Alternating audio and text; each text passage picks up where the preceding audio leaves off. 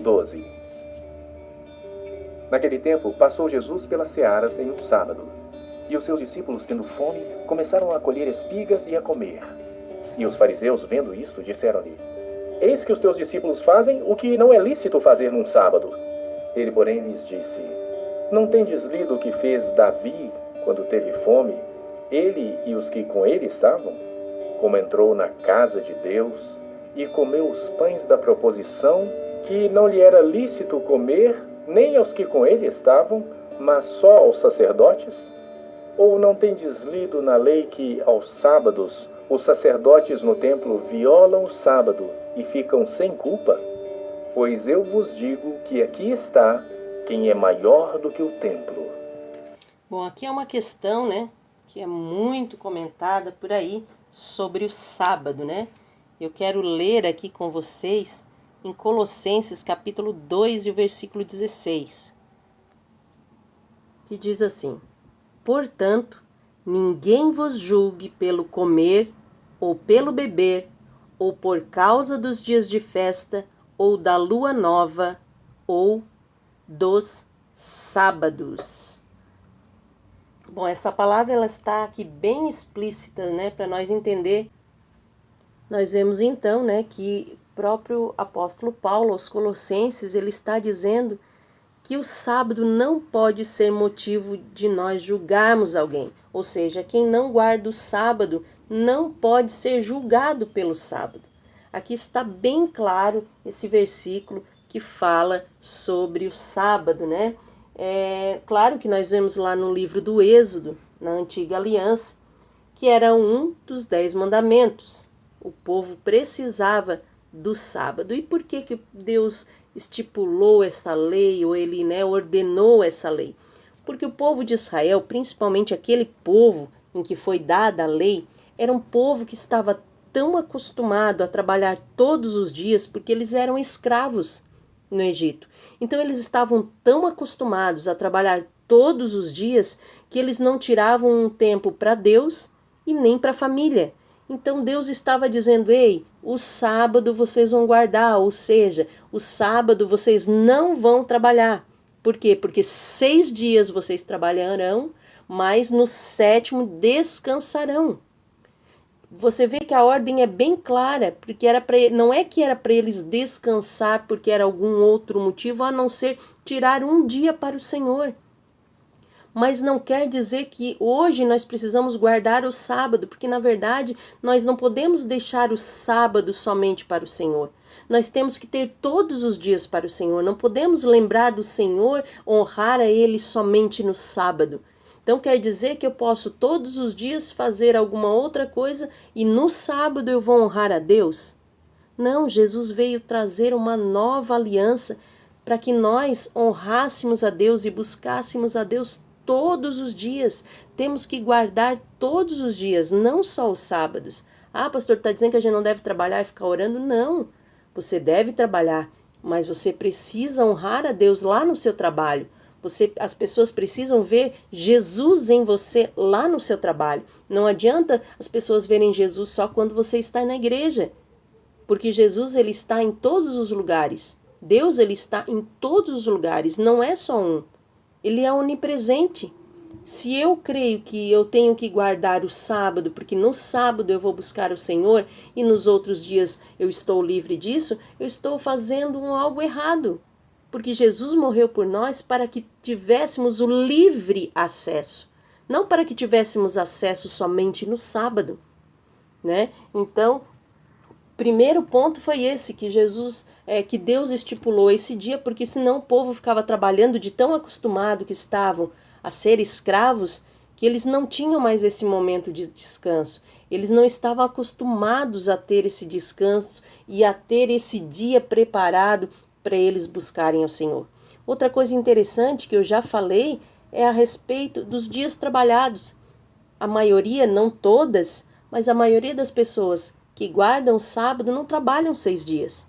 Trabalham de segunda a sexta, aí no sábado eles guardam o sábado, mas não trabalham no domingo. Então deveriam trabalhar também no domingo, porque se eu vou trazer para a minha vida a regra de que eu devo guardar o sábado por conta deste versículo, que 6 dias trabalhareis e 1 tirarei para descanso, então eu tenho que trabalhar 6 dias. Eu não posso trabalhar, só vale a parte do guardar o sábado, mas a parte do trabalhar 6 dias não conta. Então é para você que está me ouvindo ficar atento e ler e entender as leis do Senhor. Era uma lei, sim, mas as pessoas trabalhavam todos os dias e trabalhavam então depois dessa lei 6 dias. Não era de segunda a sexta e folgava sábado e domingo, sábado para o Senhor, domingo eu fico de folga. Não, eram 6 dias trabalhados. Outra coisa muito interessante é que quando Deus dá essa lei, eles, como eu falei, eles eram escravos, trabalhavam 7 dias. Mas agora nós não somos mais escravos. Agora nós somos filhos de Deus. E o filho não precisa tirar um dia para o pai, um dia específico. Como eu já falei, o filho, ele tem de estar ao lado do pai, ele tem que buscar o pai todos os dias. Ele precisa ter um relacionamento e não somente um dia específico. Nós precisamos todos os dias buscar ao Senhor.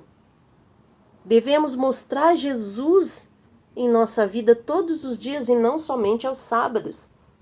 Então era por isso que eles guardavam o sábado, mas essa lei hoje não vigora mais.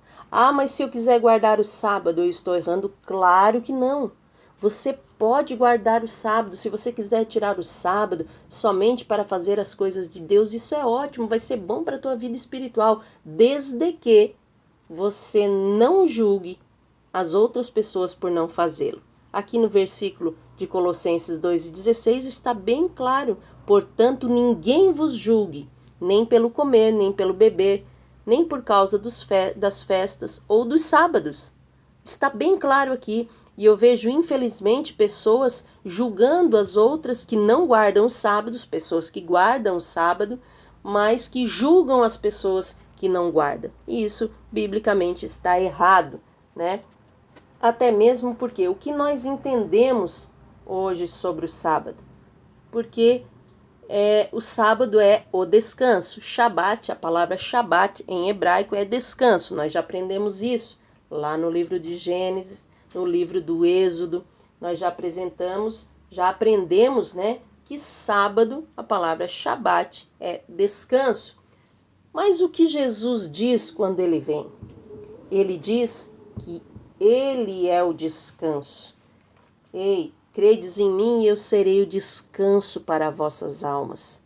Ele é o nosso descanso. Ou seja, nós não precisamos de um dia para descansar.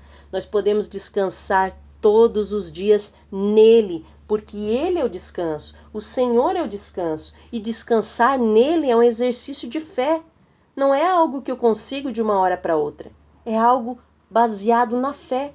Porque sem fé é impossível agradar a Deus. Isso é Bíblia. Isso não sou eu que estou falando. Então, quando eu falo que guardo, que eu preciso desse dia para guardar e para descansar, eu digo que eu não preciso desse dia. Eu preciso todos os dias, porque o Senhor é o meu.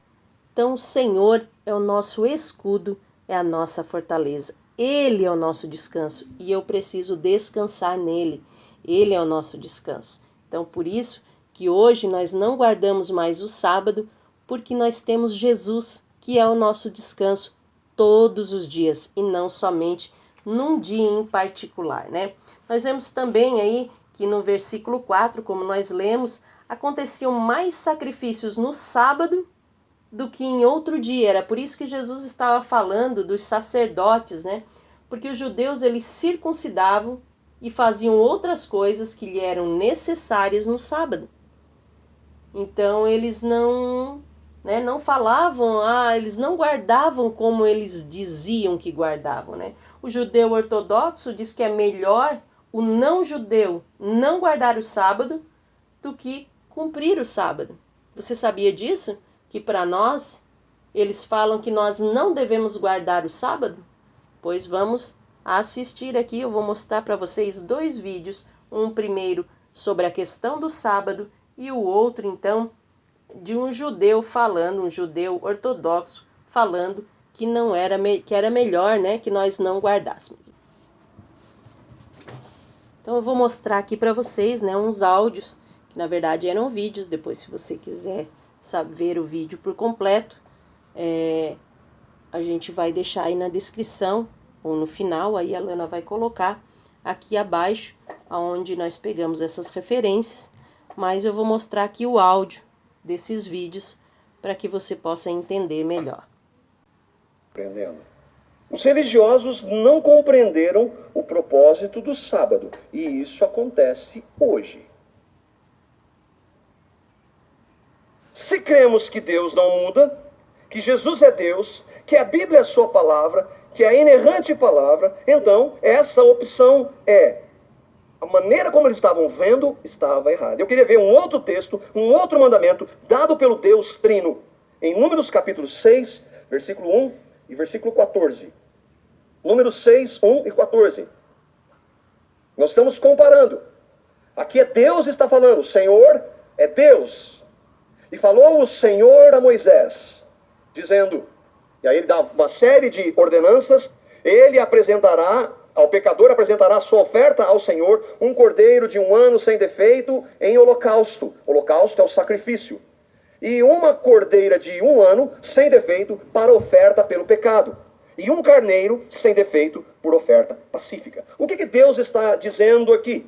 Que havia, naquele contexto, naquele momento, uma oferta que deveria ser feita de um cordeiro sem defeito pelo pecador. Um cordeiro de 1 ano sem defeito para oferta pelo pecado. Deus estabeleceu isso, Jesus é Deus, ele sempre existiu, nós não cantamos, então ele estabelece isso, Pai, Filho e Espírito Santo. Nós vemos, o primeiro ponto, Deus estabeleceu isso? Sim ou não, irmãos? Sim. Jesus? Sim. Nós vemos no Novo Testamento cristãos fazendo o holocausto de cordeiros como oferta do pecado. Vemos ou não? Não. No Novo Testamento, alguma ordenança para que cristãos, não é nem para judeus, muito menos, mas para que cristãos façam uma oferta, um sacrifício de um cordeiro para perdão dos pecados? Nós não temos. Mas a Bíblia não diz que Deus não muda? E se ele muda, então é Deus. Como é que ele disse algo aqui no Velho Testamento para fazer, para o povo de Deus fazer, e agora não se faz mais? Qual que é a resposta? Por que não há no Novo Testamento, para os cristãos, holocausto de cordeiros? João, capítulo 1, versículo 29, um texto que nós passamos há um tempo, e que diz, no dia seguinte, viu João a Jesus, que vinha para ele e disse, eis o Cordeiro de Deus que tira o pecado do mundo. Este é o Cordeiro. Cordeiros, animais não podem salvar ninguém. Os cordeiros do Velho Testamento apontavam para o Cordeiro de Deus, que é Cristo. 1 Coríntios capítulo 5, versículo 7, Paulo escrevendo já para as igrejas constituídas, igrejas cristãs, ele diz assim, pois também Cristo, o nosso Cordeiro Pascal, foi imolado. Quem é Cristo? Apocalipse diz que ele é o Cordeiro de Deus, recebendo adoração. Irmãos, o que esses textos nos ensinam? Que os sacrifícios dos cordeiros no Velho Testamento apontavam para o sacrifício do Cordeiro Cristo. Cristo veio, precisa fazer sacrifício? Não. Não precisa. Se fizer, anula o que Cristo fez. Se fizer, eu não estou colocando a minha fé somente no que Cristo fez. Deus estava mostrando, primeiro, que a humanidade em pecado, toda ela em pecado, tinha que fazer sacrifício e nunca vencia. E aí ele quer mostrar que essa humanidade não quer a Deus. Porque houve um sacrifício lá em Gênesis, quando o homem estava coberto com as folhas, e Deus já sacrificou um cordeiro ali. Mas o homem nunca quis a Deus. Então ele escolhe um povo, traz os sacrifícios para mostrar para esse povo que ele seria o cordeiro um dia, mas o povo não quer. E então Deus está mostrando que não adianta fazer sacrifício de cordeiro, não adianta estabelecer lei para você obedecer, que os seus sacrifícios nunca vão te purificar, e as leis também nunca vão poder fazer isso. Sacrifícios de animais não podem tratar com a humanidade no pecado. Irmãos, vocês conseguem entender o ponto aqui? Mas um dia, ele, Deus, anunciou imediatamente após a entrada do pecado, ou melhor, antes da fundação do mundo, que ele viria. Ele é o cordeiro que foi imolado antes de existir tudo. Então, ficar apegado a cordeiros, mas esse não é o nosso contexto. Não é mais. Mas do sábado é. A realidade do sábado é exatamente a mesma. Assim como os sacrifícios de cordeiros apontavam para o holocausto em Cristo, o descanso do sábado aponta para o descanso que há em Cristo. Não é um dia. Não é um dia que você guarda. A semana toda você vai dizer, naquele dia eu não faço nada. Nem o bem. Vocês entendem onde a religião vai? Onde a religião consegue ir com a Bíblia na mão? Jesus também vai dizer que o sábado não era um fim em si mesmo. Estou falando do cordeiro para exemplificar, para dizer, entre cordeiros, animais sacrificados e sábados guardados no Velho Testamento, não existe diferença nenhuma. Jesus vai dizer para eles que estavam condenando, aí Jesus diz, Mateus 12:8, porque o Filho do Homem, ele é Senhor do sábado. Eu sou Senhor, fui eu que lancei isso aí. E isso agora não tem mais nada a ver, porque eu sou Senhor do sábado. Eu governo o sábado, eu sou o Senhor, eu sou o descanso. Cristo é o descanso. E mais, Marcos 2:27. E acrescentou, o sábado, Jesus, foi estabelecido por causa do homem, e não o homem por causa do sábado. Os fariseus disseram, esse homem não é de Deus porque não guarda o sábado. E estavam julgando Jesus, fixando-se no ritual. Por isso que nós temos que tomar muito cuidado com o ritualismo. Fixando-se no ritual, você perde a realidade. Quando a Bíblia diz a letra mata, não é que nós não devemos estudar e nos debruçar e orar, ler a palavra. A letra mata é quando você não vê o autor da letra. Fixando-se no rito e não no conteúdo, você perdeu tudo. Fixando-se na sombra e não na realidade, você perdeu tudo. Mas Paulo, o pregador da graça, vai nos explicar em Colossenses, no capítulo 2, versículos 16 a 17. Portanto, ninguém vos julgue. Os fariseus estavam julgando o Deus encarnado por causa disso. Ninguém vos julgue pelo comer, ou pelo beber, ou por causa dos dias de festa, ou da lua nova, ou dos sábados, que são sombras das coisas futuras, mas o corpo é Cristo. A sombra aponta para uma realidade, mas ela não é a realidade. E quando você olha para a realidade, como querer voltar para a sombra? Que Jesus estava, não era Jesus que estava dizendo, pelo amor de Deus, Jesus não estava dizendo, minha filha. Mas que lá em Pato Branco, não é, vai ver que era um Jesus lá de Pato Branco daí. Mas não era, porque era a Bíblia Sagrada, não é de Pato Branco daí. Nem de Belém do Brasil, é Belém de Israel.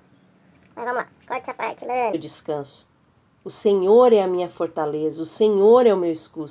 Escudo, porque tinha aqueles cuscuz, daí era isso, mas o Senhor não é o meu cuscuz. Até mesmo porque eu não sou muito assim, gosto de cuscuz, mas não é tudo aquilo. Então eu gosto, não posso dizer que o Senhor é meu cuscuz, porque eu não gosto tanto, né? Então, mas se você gostar de cuscuz, você pode dizer, se você gostar muito de cuscuz, você pode dizer que o Senhor é o teu cuscuz. Mas eu não posso, porque eu até gosto como, mas não tenho, assim, aquela vontade enorme de comer.